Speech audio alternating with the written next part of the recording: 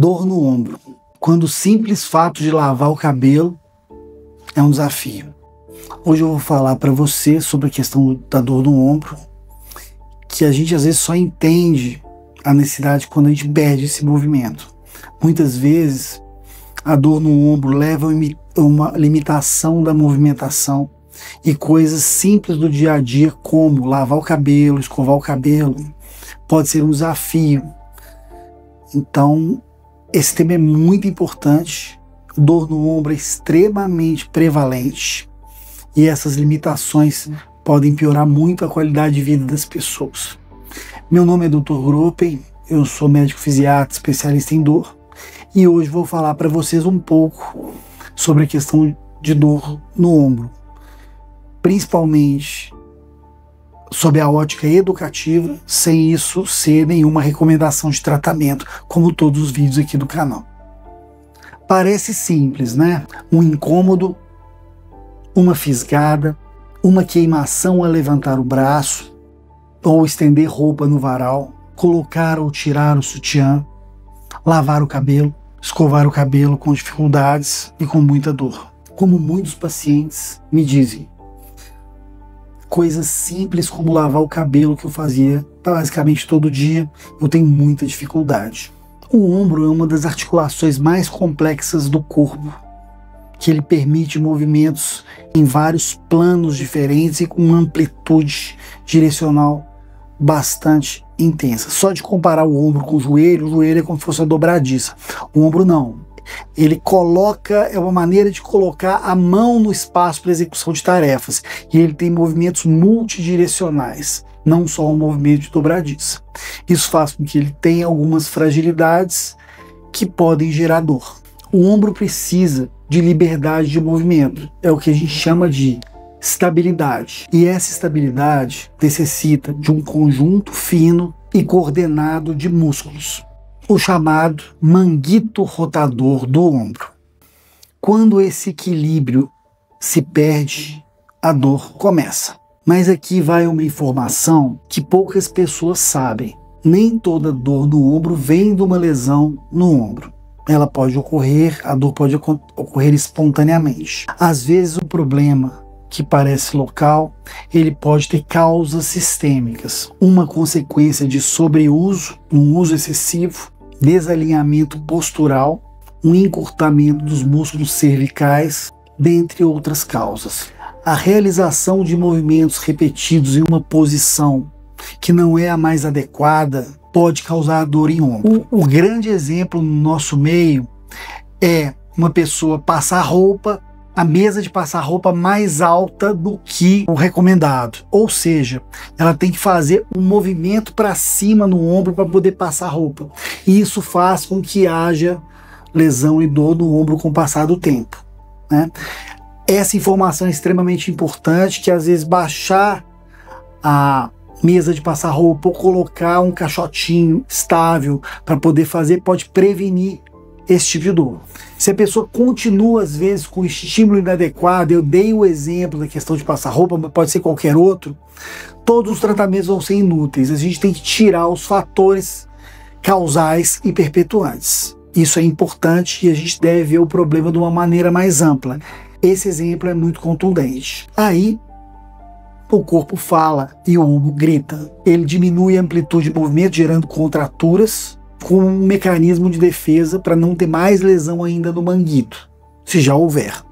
A dor crônica nos ombros pode ser causada por disfunções do manguito rotador, tendinites, bursites, síndrome do impacto, capsulite adesiva, também chamada de ombro congelado, muito comum em pessoas de meia idade, e inclusive alterações à distância, por exemplo, alterações da coluna cervical nos nervos que saem da coluna e vão para os membros através das raízes.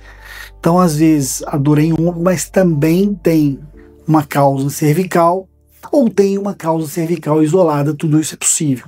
Para isso, precisa de um diagnóstico específico, uma equipe interdisciplinar, para ver qual que é a causa ou as causas e propor o melhor tratamento possível. Mas independente de todos os nomes mais complexos que eu falei, o importante é uma avaliação e um tratamento adequados. E isso começa em entender o padrão de dor. Se a dor piora ao elevar o braço, ao colocar o sutiã ou ao dormir de lado, é um alerta que o mecanismo de estabilização do ombro encontra-se comprometido.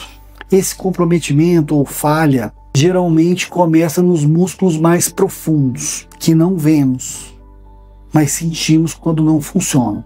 O problema é que quando a dor no ombro começa, as pessoas entram em um ciclo perigoso.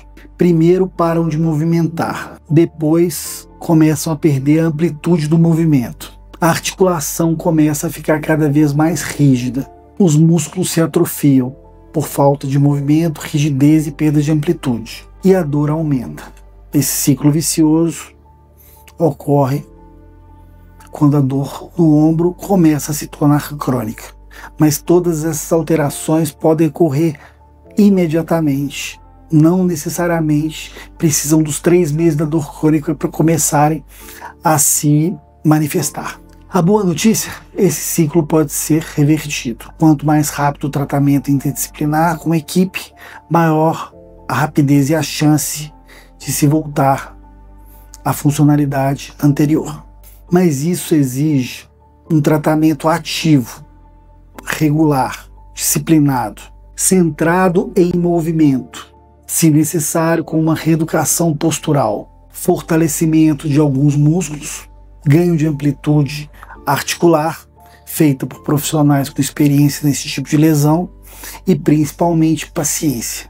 Muitas vezes, as alterações no ombro necessitam de meses de tratamento. O ombro é mais lento para se recuperar, principalmente pelo fato que ele permite uma amplitude de movimentos muito maior que a maioria das articulações do corpo. Tem gente que pensa, não, vou fazer uma infiltração e pronto.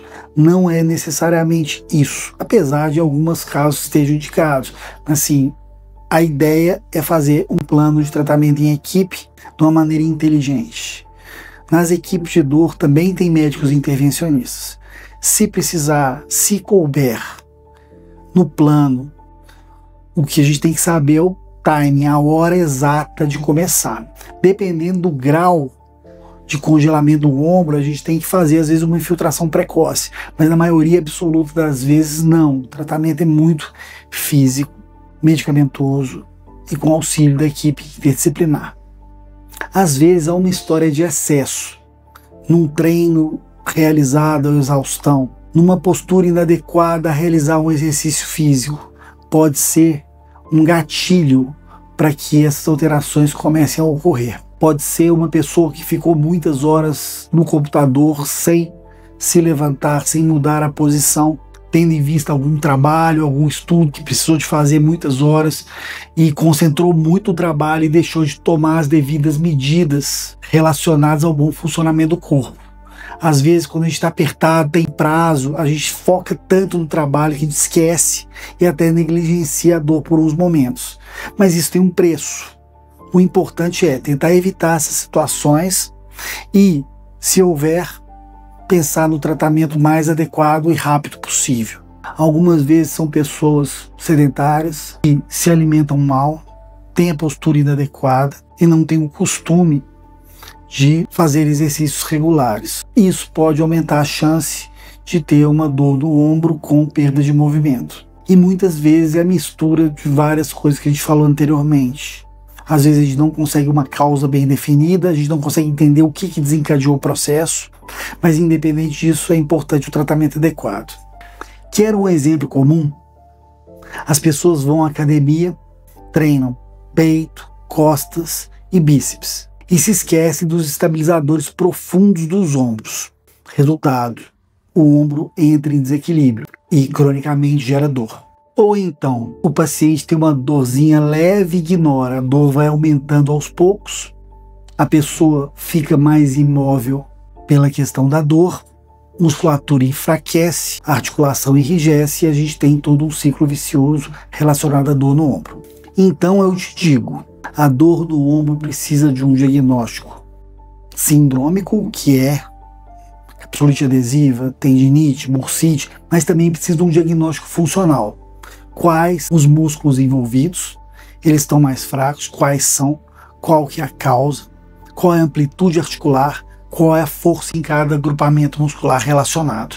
Assim, com todas as informações e com uma equipe coesa, a gente pode fazer o tratamento mais adequado. E, muitas vezes, precisamos de métodos de imagem para confirmar a hipótese diagnóstica, do diagnóstico sindrômico e funcional.